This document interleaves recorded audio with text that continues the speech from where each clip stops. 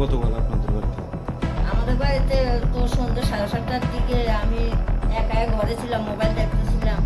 এরপর তখন কি হয়েছে জানেন না, এরপর তারা এদিক দিয়ে আমি তো কিসের জানি আওয়াজ শোনাইতে আসে। মানে বাড়িতে তাই কে কে কয়েকবার ইয়া করলাম, আওয়াজ দিলাম না, কিছু শুনলাম না। এরপর আমি ঘরে যাই, আবার মোবাইল দেখতেছি, তখন দেখছি যে একটা ট্যাপের জলের আওয়াজ শোনা যাইতেছে। আমি তো কিরে এই টাইমে তো ট্যাপের জল করার কোনো ইয়ে নাই, তখন আমি যাইয়া দরজাটা খুলছি, খুলছি। আর আমাদের পাশের বাড়ির লোক অনেক সময় দুজন আসতো, আমি খুললে কোথায় আছি, আমি খোলার সাথে সাথে আমার পটিকিটা কাপড় দিয়া দুজনে আয়া গয়া আমার মুখের মধ্যে একবার হাত চাপিয়ে ধরছে।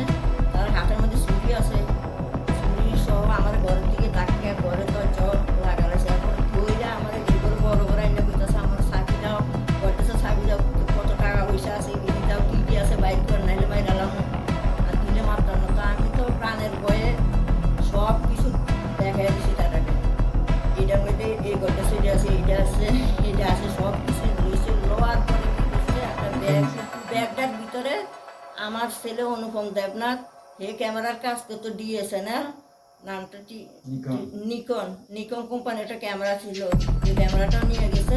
আর স্বর্ণের জিনিস প্রায় 3 ভরি আর আর নগদ টাকা 22,000 টাকা নিয়ে গেছে। আমার কাঁচা টাকা, এই আমার হিসাব না, কাঁচা টাকা 2,200 টাকা। আবার কিছু ইমিটেশনের জিনিসও এগুলোর সাথে নিয়ে গেছে। আমি এগুলো নিয়ে আর পরে তারা সন্তুষ্ট নেই, আরও দাওয়া জানাইলে অখন মাইরালাম। তো আমি এদিকে সেদিন দেখাতে আসি, একটা আমার পাস ব্যাগ আসলো, এটার থেকে টিপসের কিছু জিনিস আসলো, 2টা ছুরি পালা, এগুলো নিয়ে গেছে। ঘটনাটা কটার সময় হয়েছে? ঘটনাটা 8টার একটু আগে, 7:30। তো ঘরে আর কে আসলো? আপনি একা আসলেন, অন্য কেউ আসলো না? অন্য কেউ ছিল না, আমরা দুইজনের স্বামী স্ত্রী দুজনে বাজারে গেছে, হয়তো তারা জানে। আমি যদি লোকগুলো আমার সামনে আনে, আমি কিন্তু তারা চিহ্ন মোটামুটি দেখছি।